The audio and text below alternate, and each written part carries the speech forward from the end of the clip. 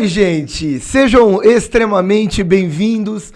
Você não gostou do meu oi, cara? Achei muito engraçado, velho. Por quê? Foi um oi, gente, tão triste, eu achei. Foi, Oi, gente. Aí caiu uma lágrima. Eu tô sequestrado aqui. Oi, gente, como é que vocês estão? Tudo bem? Sejam extremamente bem-vindos ao podcast de atualidades do Coruja Sábia. É uma delícia, é um prazer, é a coisa mais gostosa do mundo tê-los aqui. Obrigado pela presença. Lembrando que toda quarta-feira, 19h15, temos episódio novo, beleza? No YouTube e no Spotify do canal do Coruja Sábia. E eu tô aqui com tudo que eu tenho pra mim, tudo pra mim. Essa coisa mais maravilhosa e gostosa. Pedro Zonta, como é que você tá, mano? Tudo bem? Cara, tô ótimo, tudo bem. Muito feliz de estar aqui mais esse dia. Ainda mais porque eu tô vendo aí cheirinho de férias. E aí eu também pra dizer o seguinte, Gui, que eu nunca te vi com a cara tão relativamente descansada quanto você tá essa semana. Cara, você não sabe o que eu fiz. Antes de vir pra cá, eu tava em casa, não dei aula hoje. Não é Tomei possível. um banho. É possível. Passei meu Johnson's Baby. Eu vi que você tá cheiroso, meu. Hidratei O de a camomila, pele, pro seu o de cabelo ficar loirinho. camomila pra ficar loirinho. Cara, eu tô muito bem. Não, é inacreditável. Não, é sério, assim. Você bate o olho no Gui e fala, tem uma coisa diferente. As aulas não estão sugando a energia dele. Ô, Pedro, se eu pudesse usar uma palavra pro podcast de hoje, a palavra seria estabilidade. Eu tô Estabilidade. correto? Olha, Eu tô correto? Quando você fala que você vai falar de estabilidade pro público, tem quem vai pensar que a gente vai falar de Itália. Nossa senhora. Ou de Israel. Mas a gente vai falar da versão americana deles. Da versão americana. Hoje, uma das histórias mais complexas, delicadas e instáveis da América Latina, a gente conta sobre o Peru. O Peru, aliás, que muito recentemente, né, um processo ocorrido no dia 7 de dezembro, passou por uma tentativa de golpe, com uma destituição, com impeachment, e ao mesmo tempo tomou posse a vice-presidente, a primeira mulher, né, a ser presidente do Peru. Então, no dia 7 de dezembro, de novo, muito recente, em 2022, o Peru passou por um dia emocionante, agitado, né? Agitado. O Peru está... Primeiro que esse é um episódio... A gente já falou de Peru, né? A gente falou da eleição dele, inclusive, do Pedro Castilho. Então, eu acho que tem um pouco, assim, uma questão meio de... Olha, é quase como se fosse um episódio da família. A gente vai poder se autorreferendar, a gente vai poder falar sobre o que a gente já falou lá atrás e tal. Mas é o seguinte, né? A gente tem o presidente Pedro Castilho... Cara, a gente falou de Peru? Não falou de Peru. A gente falou de Colômbia. Não falou de Peru? Não. A gente leu, então, a notícia da eleição. Leu a notícia da eleição. Isso. Porque eu sabia, rapaz, eu sabia que a gente tinha falado do Pedro Castilho. A gente falou do Pedro Castilho aqui. Mas como notícia no final. Exato. A gente leu a notícia aqui. O episódio foi da Colômbia, Pode ter sido isso aí. Mas é que também acontece. Não. Bom, enfim. Foi com o Petro na Colômbia. Exato, beleza. Mas enfim, a gente falou Citou sobre, falamos sobre a questão do Peru, de ter sido um presidente de esquerda, que tem uma característica um pouco mais conservadora. O Peru tem suas peculiaridades muito grandes, né? O Pedro Castilho é uma figura bastante emblemática, um cara que estava vinculado com as guerrilhas lá atrás, um cara que foi professor depois, um político de esquerda, mas um membro da esquerda tradicionalista, um cara que é contra, por exemplo, aborto, que é contra a legalização das drogas, esse tipo de coisa. Mas é interessante, né? Uma esquerda conservadora, então, né? eu tenho a impressão que a gente fez exatamente esse mesmo comentário, por isso que eu acho que a gente falou, mas pode ter sido daquelas notícias pequenas. É que a gente já gravou tantos programas que a gente se confunde. Mas enfim, em todo caso. E aí, a gente tem o Pedro Castilho, que desde o começo sempre teve uma certa dificuldade em relação ao governo, tá? Isso porque a política no Peru é uma política bastante instável. A gente vai fazer um pouco esse histórico, falar um pouco da década de 90 para cá, do que a gente tem na situação política, mas nós temos, na situação peruana, né, um parlamento, que é unicameral, diferente do Brasil, que é dividido entre Senado e Câmara. Então, às vezes, o presidente controla o Senado, mas não controla a Câmara, como é o caso dos Estados Unidos, né? Atualmente, o Joe Biden controla o Senado, não controla a Câmara, e isso permite a ele ainda um jogo político. No caso do Peru, se você não controlar a Câmara, você não faz política. E aí, vale destacar que desde o começo das eleições, desde o início das eleições do Pedro Castilho tem uma certa dificuldade para conseguir organizar a política interna da nação, tá? Bom, O que nós temos na história peruana nos últimos 5 anos, se a gente for contar, um histórico muito interessante de 5 presidentes. Tá? Cara, nos últimos 6, um histórico muito interessante de 6 presidentes. A gente tá na sétima, né? 7 presidentes. É isso. Bom, gente, vamos lá, vamos... Só pra continuar a ideia, a gente não falou do Peru, então? Não falou? Não falou do Peru, eu conferi. Então, boa. Quando você tava falando, eu conferi. Então foi só essas notícias por cima. Ok. Ai, que doido, é que a gente mudou o modelo do programa e a gente acabou se confundindo. Mas voltando à ideia, então. E aí, nós temos, desde o começo... nós tivemos desde o começo uma tentativa de composição de 3 gabinetes ministeriais diferentes, tá? Isso porque o presidente sugere o gabinete ministerial e cabe ao Congresso Nacional aceitar ou não aquele gabinete ministerial. O presidente Pedro Castilho sugeriu 3 vezes, 3 vezes foi negado. E na Constituição peruana, quando você tem um gabinete ministerial negado, você tem que nomear todos os ministros novamente. Por isso, o Peru, em 1 ano de governo do Pedro Castilho, ele já apontou 80 ministros, tá? 3 gabinetes ministeriais, 80 ministros. Lembrando que a gente tá falando de uma figura mais à esquerda, né? Do movimento que a gente chama de Peru Livre. Mas, ao mesmo tempo, historicamente, o Congresso peruano é ultraconservador. Ultraconservador, sim. Então, esse choque é muito forte, né? Sim. Muito forte. Existem algumas regiões em que a esquerda é mais forte dentro do Peru, principalmente as grandes zonas urbanas, mas quando a gente olha para o aspecto político total, é um aspecto político bastante conservador. Parecido, assim, né? Quando a gente faz analogia com a política brasileira, parecido. Muita essa questão de centrão, né? Sim. Lá, muito políticos que estão lá 200 mandatos, que são latifundiários, né? Sim, sim. Muito essa mesma linha. Sim, e uma política que dentro do Congresso se renova muito pouco, apesar da presidência ser uma presidência de bastante mudança ao longo do tempo. Bom, isso faz com que o Pedro Castilho tenha uma instabilidade política para governar. Então ele tem uma dificuldade de governar. Então não consegue montar um gabinete ministerial. Isso foi puxando uma crise, e aí eu tenho um Congresso muito poderoso, desde a Constituição, a gente vai falar das reformas constitucionais, da Constituição atual peruana. E o que vai ser muito curioso?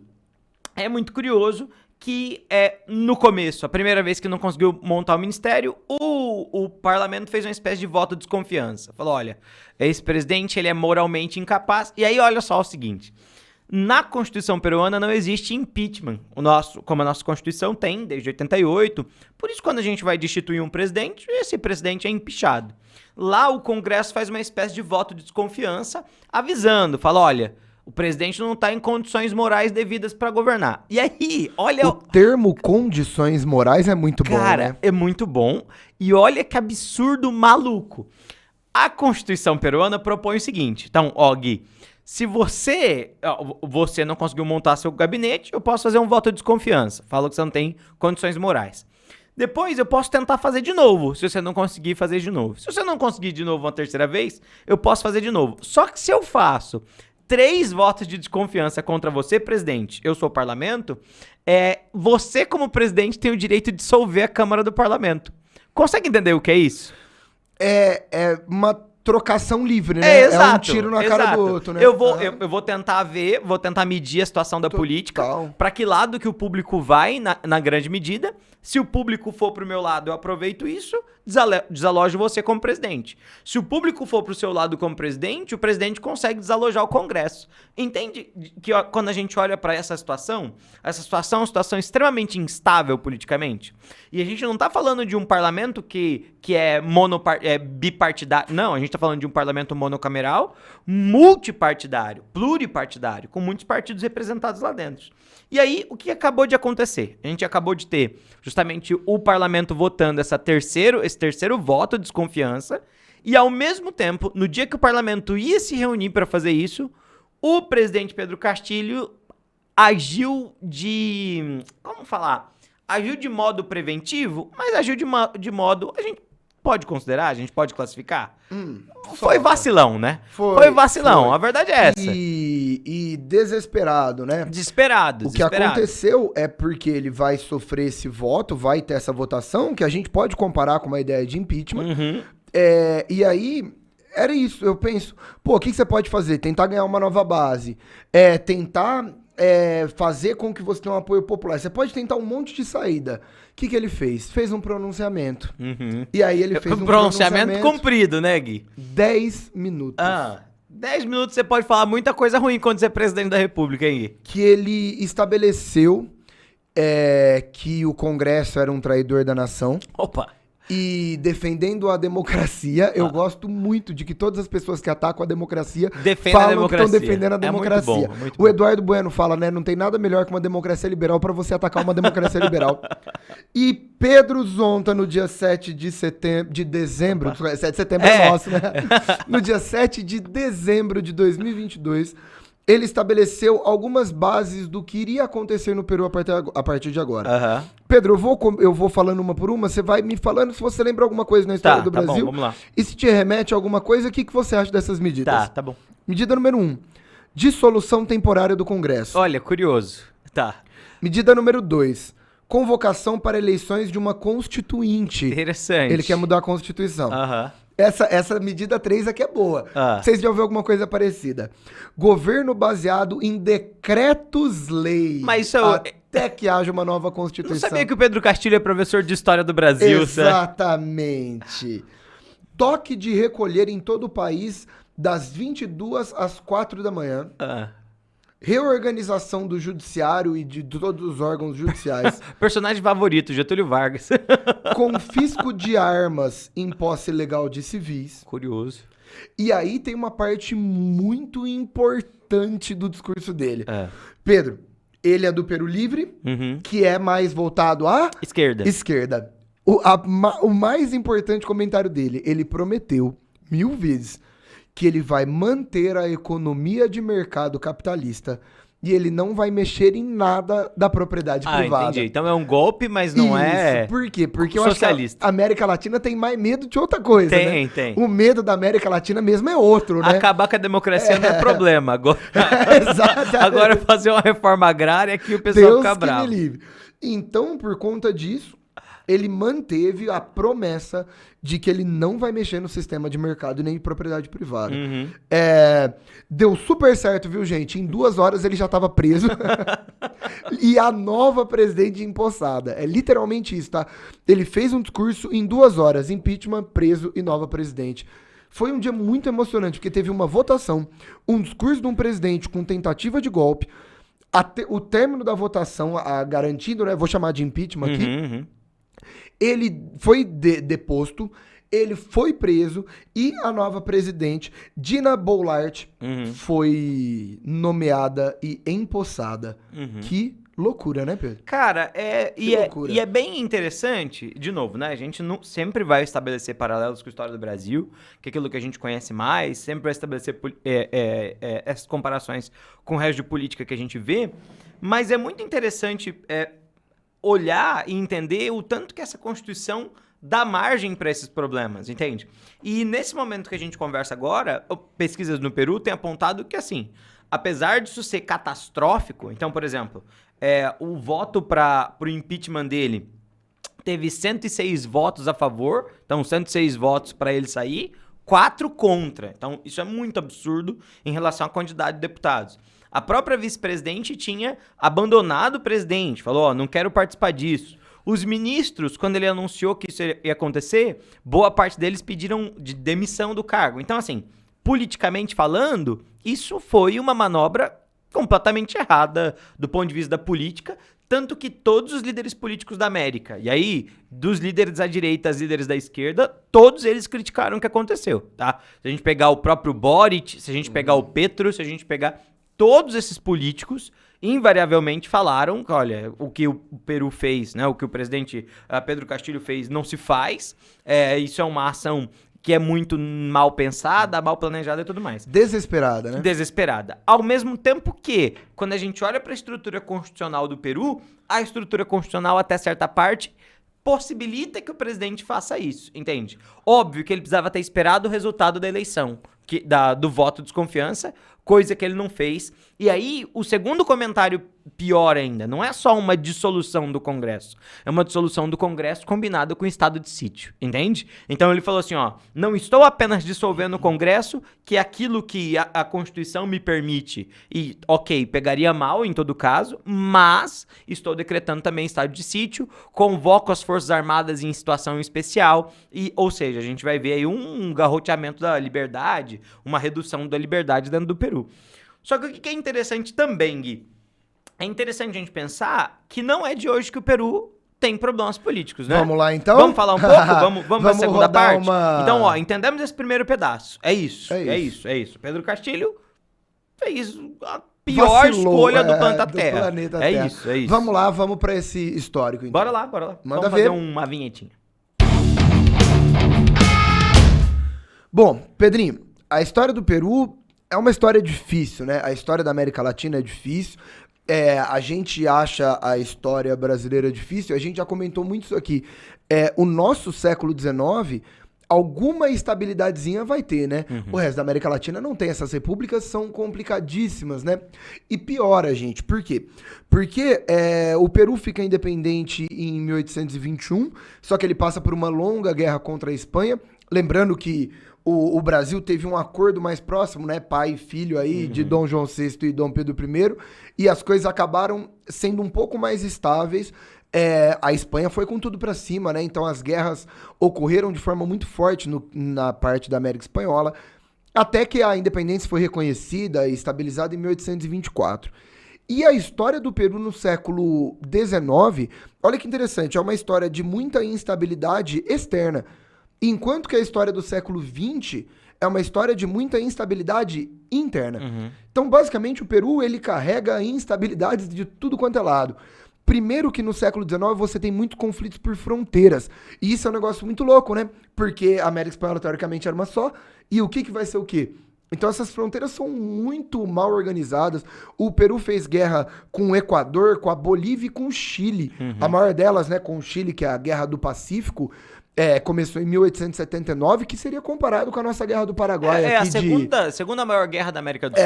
E enorme. E aí foi quando a Bolívia perdeu seu litoral e tudo mais. E aí é um século XIX difícil. Mas o século XX, internamente falando, é muito difícil. Pedro, olha só, a primeira república do Peru chama República Aristocrática. Depois vem um período democrático, chama Democracia Frágil. Depois uma ditadura militar. Depois outra democracia frágil. Depois outra ditadura militar e chega em hoje.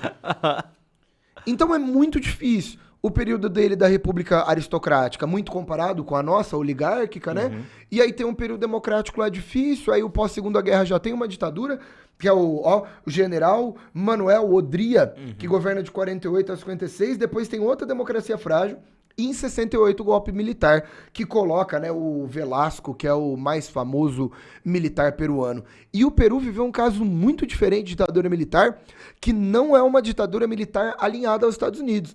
Não é no contexto da Guerra Fria, como a gente fala de Paraguai, de Brasil, de Chile, de Argentina.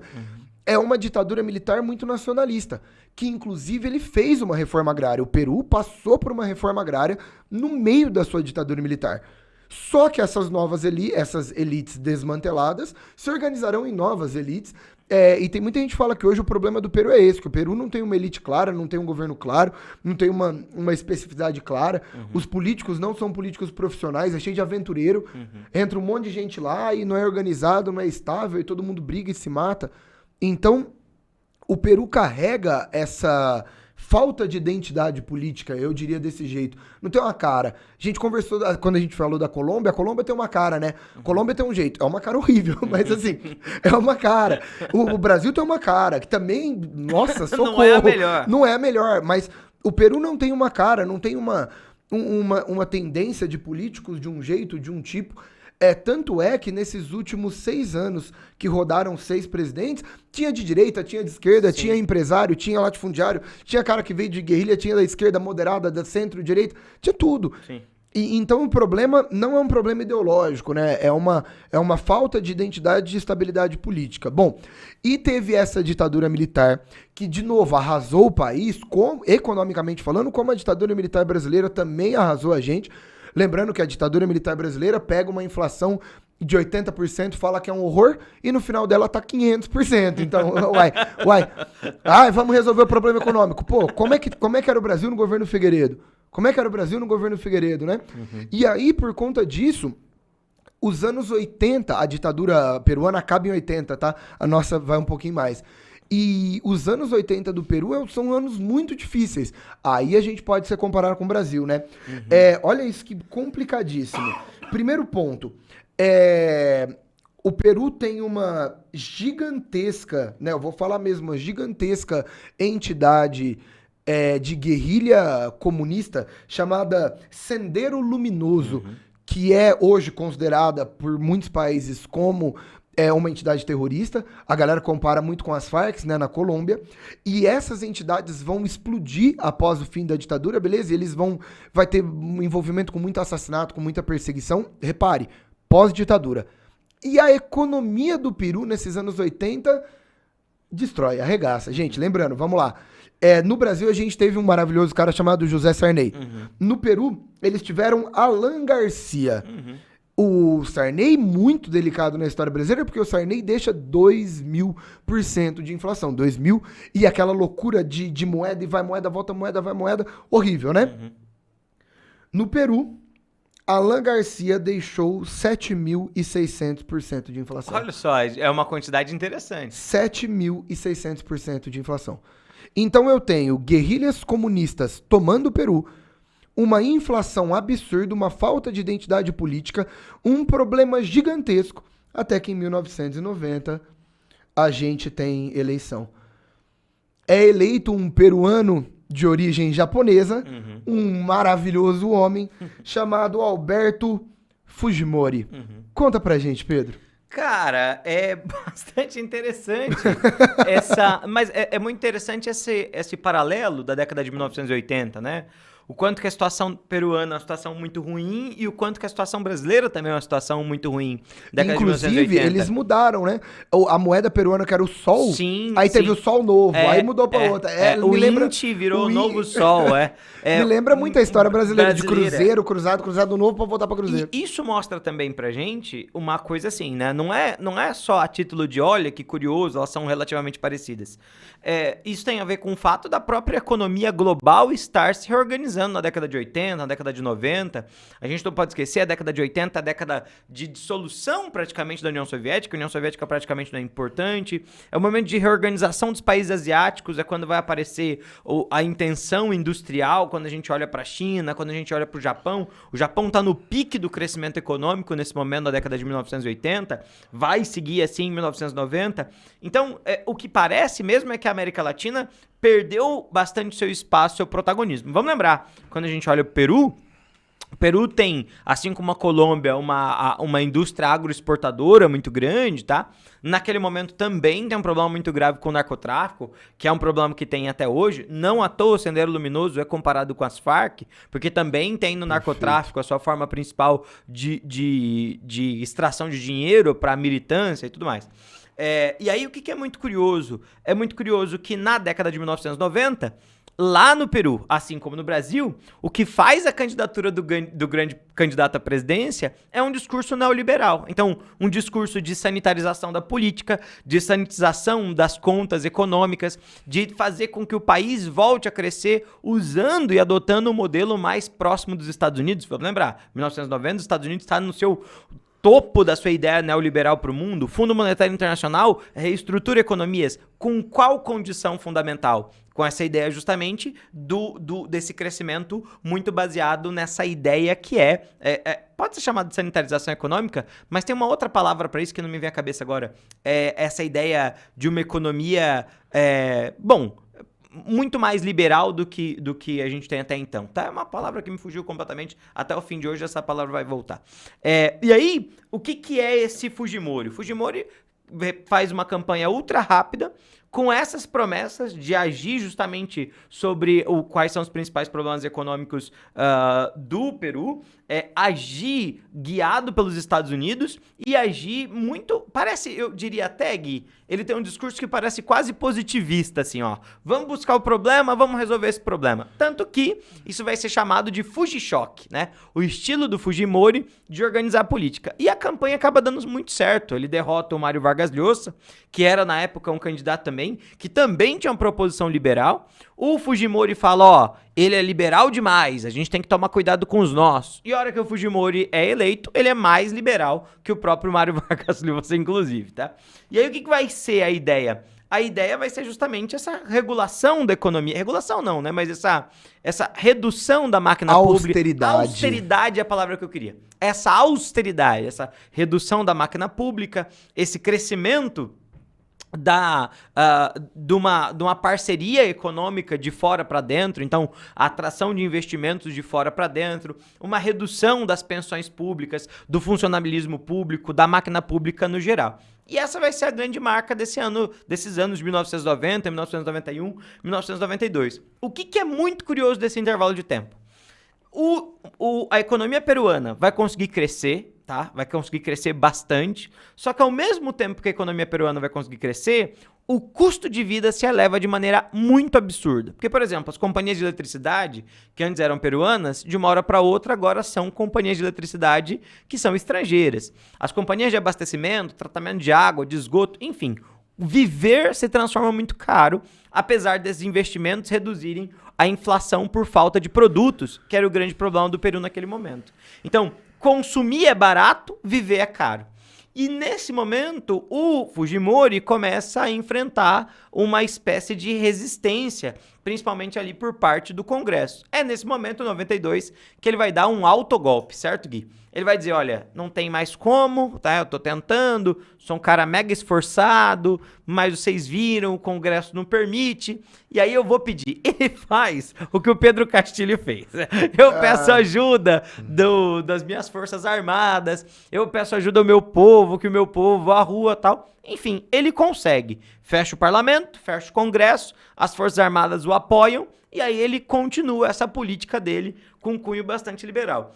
E tem bastante apoio nesse começo, inclusive, dos Estados Unidos da América, tá? Isso porque, de fato, ele é um cara que tá fazendo a economia crescer, tá abrindo a economia pra fora, tá abrindo a economia pros Estados Unidos. E aí, o que vai ser a grande característica desse período do governo dele a partir de 92? Ele vai criar um instrumento de investigação por via do Estado de todos os seus opositores políticos, tá? Isso costuma dar certo também, né? Exato. Isso é uma medida bonita na história. É uma coisa terrível. E aí ele vai começar, ele tem um testa de ferro, que é o cara que vai fazendo as coisas na frente dele, chefe do gabinete de segurança dele e tal, da polícia secreta do Chile na época. E eles vão começar a agir, primeiro, sobre essa coisa de agir contra o Sendero Luminoso, principalmente, outras guerrilhas de esquerda. Em 1990... fala. Não, desculpa, pode... Não. Não, e ele vai ser considerado o cara que desfez mesmo o grupo, né? Vai ser considerado um homem que resolveu o problema, né? O lance é que depois a gente vai descobrir quais os métodos ele usou pra isso. Em 94 e 95, inclusive, tem um caso muito famoso, que é o caso dos guerrilheiros Sendero Luminoso que invadem a embaixada do Japão, onde estava a mãe dele. Você viu essa história? Nossa. Que é muito curiosa, né? Se eu não me engano, são 40 e tantos sequestradores, 92 reféns.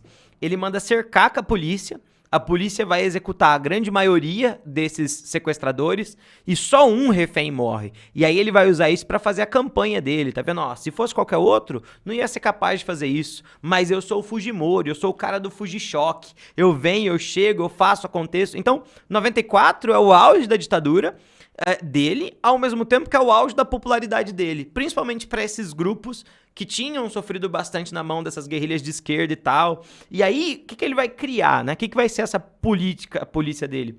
Uma polícia que vai perseguir essa galera que é a galera da guerrilha, e aí, na época, as pessoas vão justificar, beleza, super aceito, o cara é guerrilheiro e tal.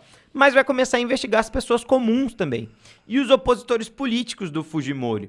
E ele vai agir contra os povos originários do Peru, que são uma parcela muito importante da população, que era a população que naquele momento tinha um crescimento um crescimento grande, satisfatório da sua população. Ele vai fazer políticas de contenção da gravidez, políticas de esterilização em massa. 30 mil mulheres vão ser esterilizadas contra a vontade. O que é isso? As mulheres principalmente as mulheres dos povos originários peruanos, iam no médico fazer o pré-natal, tá? Ou fazer a cirurgia do nascimento da criança. Então, vai fazer uma cesárea. Junto com isso, os médicos eram autorizados pelo governo de remover o útero dessas mulheres para que elas não tivessem filhos mais. Os homens iam fazer exames periódicos nos médicos, os médicos eram instruídos a fazerem vasectomias neles para eles não terem mais filhos, entende?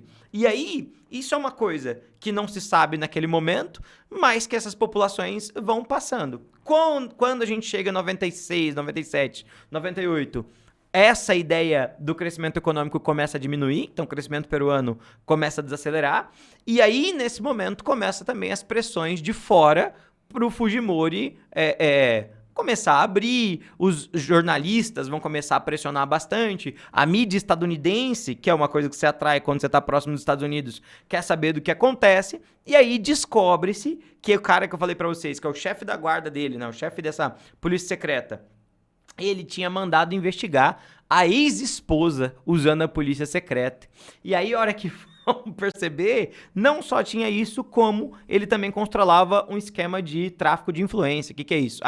Você quer que eu passe seus projetos? Beleza. Só que o presidente cobra 10% do que você está querendo para eu poder te aprovar. E mais do que isso, vão descobrir que o Fujimori tinha gravações de todos os seus opositores políticos e isso vai começar a vazar. O Fujimori foge, né, depois de um tempo para o Japão, pede asilo político, mas acaba caindo.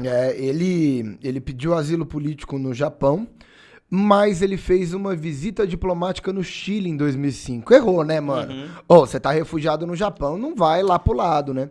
Em 2005 ele é preso, ele vai ser extraditado para o Peru. Em 2007 ele é julgado por corrupção, 6 anos de cadeia. Mas em 2009, que ele é julgado por atentado aos direitos humanos, né? Crimes contra a humanidade. E aí, por conta disso, nesses crimes contra esses direitos humanos determinados no Peru, ele pega 25 anos. Aí já era, né? Teve um caso famoso, né? Que em 2017, o presidente atual, que era um cara ligado a ele, tentou dar um perdão político para ele, porque ele já tinha 79 anos na cadeia. E aí o Congresso e a Justiça peruana negou imediatamente. Então, ele teve 3 semanas de perdão político, mas com 79 anos. Então, hoje, Fujimori tá na cadeia, tá? Ele tá na cadeia, ele tá muito velho, ele tinha 80, ele tá com 85. Então, assim... ele tem descendentes políticos ativos, né? Aí que tá o lance, né? Aí é o grande ponto, né? A filha dele, pra mim, é o passo mais importante, Keiko, né? Fujimori. O filho que é congressista, o filho que é congressista, que é candidato à presidência 2 vezes. E a vezes. filha já foi candidata 3 vezes, só que nas 2 últimas, a gente tava conversando ali, né, em voto válido, útil, ela chegou muito perto. Na última eleição, ela teve 49,88. 49,9. Ou seja, o cara que ganhou com 50,1. É muito. A gente tá achando que a nossa foi apertada, né? Foi uma eleição apertadíssima. A única apertada, várias. Apertadíssima, né? Então, e ela vai voltar. E ela vai surfar nessa onda da instabilidade peruana. E eu não duvido nada que daqui a pouco ela é eleita. Sim, e aí lembrando, né, de novo, a memória, quando se pensa na política peruana sobre o período do Fujimori, ela é mesclada, assim.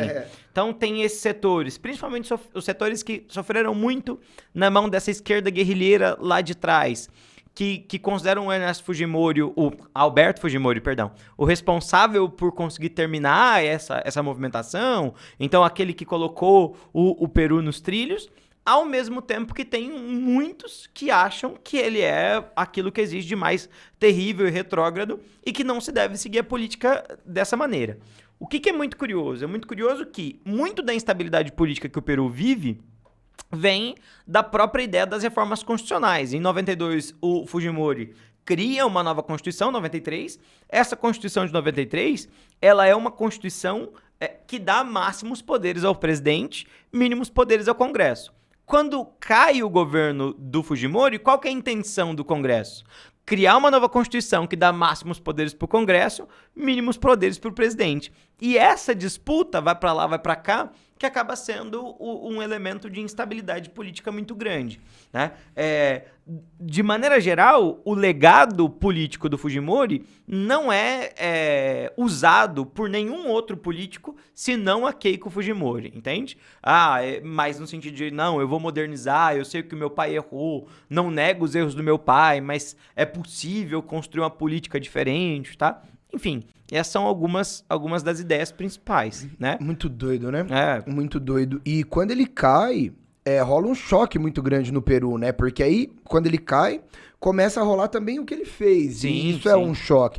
Tanto é que nos próximos 15 anos o Peru vive uma estabilidade, tá? Eu diria até que de 2001 a 2016... é o período mais estável da história do Peru. A gente vai ter 3 presidentes aí eleitos super democraticamente, super certinho, com o governo finalizado. É um período muito tranquilo. Uhum. E aí a gente entra na nossa história final aí, fazendo, Pedro, posso ir pro histórico final? Pode. O histórico interessante. Bom, em 2016 tivemos eleições, de novo, o Keiko Fujimori aí, encostada, mas quem ganhou foi o grande empresário milionário Pedro Pablo Kuczynski, que você pega as suas iniciais e fica PPK. Que era PPK. O nome, PPK era o nome, né, tanto do partido que ele concorreu, quanto, né, o apelido que ele recebeu. É isso. E aí o PPK, Pedro, ele era um cara muito numa linha... Calma, segura. Não, eu tô bem, segura cara. A quinta série. Mas eu tô achando legal chamar ele de PPK e não de Pepeca. Eu tô achando interessante. É melhor, não Porque é tem muita gente que chama ele de Pepeca, mas eu tô tentando... Entendi. Eu tô PPK. tentando... Não, PPK. Beleza. Tá. PPK, pelo amor de Deus. Tá, pra ficar fácil. E aí, o PPK... Você sabe qual que era o lema dele, Guilherme? O lema principal dele era por um Peru mais grande. É verdade isso. Por um Peru mais grande. É muito difícil. Porque às vezes, coitado, né? Porque é muito difícil ser brasileiro. É difícil. E aí, qual que é o lance do PPK? Ele carrega uma linha meio Trump. Uma linha empresário milionário meio soltinho demais, que fala muito, e aí às vezes solta... Cara, ele fez um discurso falando que as populações nativas peruanas nos Andes, elas eram mais burras porque eles tinham menos oxigênio no cérebro. Não, né? Estadista, né? E aí ele entrou e falou que ele ia ser um grande empresário, um político, bem nessa linha Trump mesmo, tá? Me lembra muito essa comparação. E aí, o que aconteceu? Em 2018, explodiu um baita de um esquema de corrupção dele, depois de 2 anos de governo, com uma empresa, Pedro, não sei se já ouviu falar, uma empresa internacional gigantesca de construção civil e tal, chama Odebrecht. Eu ouvi falar dessa empresa. O presidente era Marcelo Odebrecht. De que país que é essa empresa? Brasil. Olha que coisa. E cara, eles doavam dinheiro pra campanha lá no Peru, né? É. Pra facilitação e tal, na hora de eleição. Cara, por conta deste fator... corrupção com o Odebrecht, um monte de comentário horrível que ele fez, impopularidade, sofreu o seu processo de incapacidade moral, né? Isso. Antes ele renuncia, tá? Antes ele renuncia, mas ele sofreria de qualquer forma. Entra o vice dele, Martin Vizcarra, que é um cara, um intelectual, um cara... A gente trocou um pouco de ideia sobre isso. Um cara, de novo, é perigoso que eu vou falar aqui, mas um cara aparentemente legal. Aparentemente legal, com tá? carreira diplomática. Um cara, de novo, é perigoso, né? Eu falar que esse cara é legal, amanhã sai uma notícia horrível desse cara. Mas, a princípio, pelo que nós entendemos, um cara legal. Só que qual que é o lance? ele vai entrar em conflito muito forte com o Congresso. Eu acho que foi o presidente que mais teve conflito com o Congresso. Ele tenta reformar a Constituição, né? Ele tenta criar um monte de medida que ele proíbe financiamento de campanha. Aí os homens ficam loucos, né? Aí os homens ficaram loucos. Ele vai carregar um monte de medida assim, de diminuir gasto, de acabar com corrupção eleitoral, medidas que, de novo, a princípio parecem bem legal. O Congresso falou, eu acho que ele é moralmente incapaz. Abriram de novo, sofreu de novo. E, de novo, 4 anos, 2 impeachments. E aí, o que vai acontecer? O PPK era o presidente. O Vizcarra era o vice-presidente. Os dois caíram. Entra quem? Presidente da Câmara. O presidente da Câmara. Aí sim teremos um político perfeito pro Congresso. Um cara chamado Manuel Merino. Um típico cara do Centrão, latifundiário, comanda o mercado de banana... Do Centrão peruano. Do Centrão peruano. É bom lembrar isso, que a gente tá falando do Brasil. É porque as pessoas podem confundir. Comanda acordo de produção agrícola e de pecuária, um gigantesco pecuarista. Só que o Vizcarra era um cara que tinha apoio popular. E aí vai entrar a figura mais representativa do político tradicional centrão peruano, que era totalmente afastado pela população. O governo dele vai de 15 de novembro de 2020, falei errado, de 10 de novembro de 2020 a 15 de novembro de 2020. Aí, tá bom. Ele governa por 5 dias. 5 dias tá o suficiente. Entra um cara chamado Francisco Sagasti, que era o presidente do Congresso quando ele havia saído. Ele governa por mais um ano. Tem eleição, entra Pedro Castilho. Pedro Castilho governa de 2001 até o dia 7 de dezembro de 2022, quando vai sofrer um novo voto de desconfiança, de incapacidade moral. E no meio da votação, ele anuncia uma tentativa de golpe, falando que vai fechar Congresso, abrir uma nova Constituição, criar decreto-lei, toque de recolher, tudo que você imaginar. Ele é destituído, ele é preso e entra a atual presidente do Peru, Dina Boluarte. E essa história vai ser interessante. Que aí é o seguinte, ó, ela é a atual presidente, que deve ficar em exercício da função até 2026. Se a gente for levar em consideração o histórico agora recente, é pouco provável. Ela é uma política que era do partido do Pedro Castilho. Do Peru Livre. Ela era do Peru Livre. Não era uma política de grande destaque, apesar de já ter concorrido à presidência antes.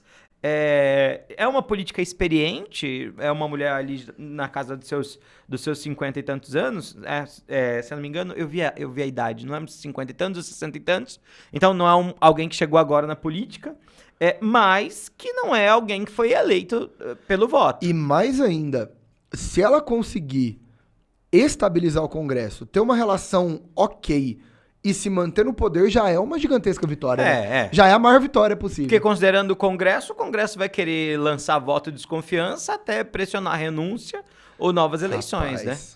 É isso. Então temos histórias interessantes pela frente. Provavelmente sim. É isso. Fechadíssimo? Fechadíssimo. Fechadíssimo, então. Gente, chegamos, contamos tudo que você precisa saber sobre o Peru e vai acompanhando essa história que vai ser interessante. Desculpa a quarta série nossa hoje, é que, né, a gente já tá... Cara, já estamos no ritmo de férias já. E a gente segurou bem mais, né? Não, eu achei que ia ser bem pior, na minha cabeça. Eu achei que ia ser bem pior. Na minha cabeça, nas Qual que é o barulhinho do peru mesmo? É isso mesmo. Gente, muito obrigado. Lembrando que toda quarta-feira, 19h15, no YouTube e no Spotify, no canal do Coruja Sábia, tem episódio novo. Muito obrigado. Acompanha a gente, participa e tamo sempre junto. Um beijo. Obrigado, gente. Valeu. Até mais. Tchau, tchau.